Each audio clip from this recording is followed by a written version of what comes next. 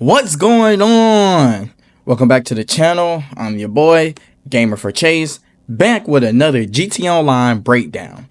Today, we're talking about the Bottom Dollar Bounties DLC. This update gives you a shot at becoming the top bounty hunter in Los Santos, but as cool as it is, there are definitely some areas where Rockstar could have taken up a notch. So let's dive in and break it down. So basically, in this DLC, you take over bottom dollar bail enforcements after Madre Eclats retires. And so, as that lead dog in town, you track down an assortment of wanted criminals using the bail enforcement systems in your newly purchased bail office. Sounds pretty good on paper, right? Well, the setup is pretty much straightforward. You get a call from Madre Eclats and officially hand the business to you. Head over to the main bank foreclosures and buy your own bail office. From there, access the bail enforcement system to pick up your target, right? But here is the first area Rockstar could have done more. The bail office could have been a lot more interactive. You're basically just using it as a hub to pick targets. Imagine you had more customization options like hiring staff to assist with investigations or hiring staffs to upgrade tech to make more tracking bounties faster.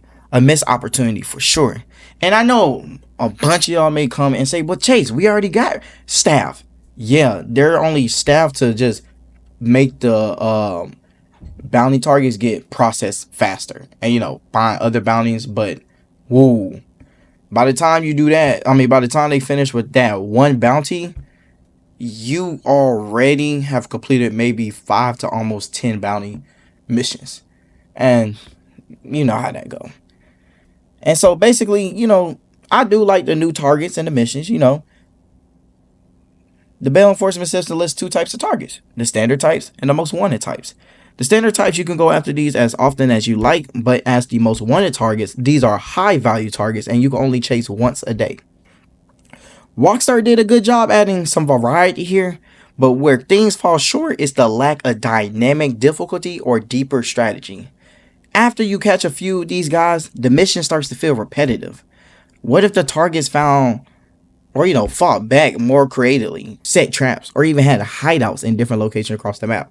That would keep the players, engaged, on their toes, make the excitement for each hunt. And let's talk about the payout system. A lot of targets are worth more than dead, which is cool, but the difference is not that big enough. Especially with the daily one. Not the daily one, but the you could keep repeating it. That's really, it's whatever. You know what I'm saying? But Rockstar could have made this way more impactful. Encourage the players to strategize and capture a lot more often. And one thing the Bottom Dollar Bounty DLC delivered was the new vehicles. Rockstar dropped a collection of the versatile rides, including some tricked out with e-money tech at your agency, and more available for custom overhauls at HAW Special Works. And they even introduced new law enforcement vehicles, which you can buy from Rockstar, catching carry and making it bounty work and dispatch missions a bit more immersive. But let's be real here. Most of these vehicles don't add much to the overall gameplay outside of the aesthetics. Rockstar could have leaned harder into a functional upgrades like adding specialized bounty hunting equipment, from advanced GPS trackers to bulletproof cages, making each vehicle truly feel like a bounty hunter tool rather than just another ride. And don't get me started with the street justice and dispatch work. Vincent fed up with the LSPD corruption gives players the chance to do some dispatch work by moonlighting as an off-the-books enforcer.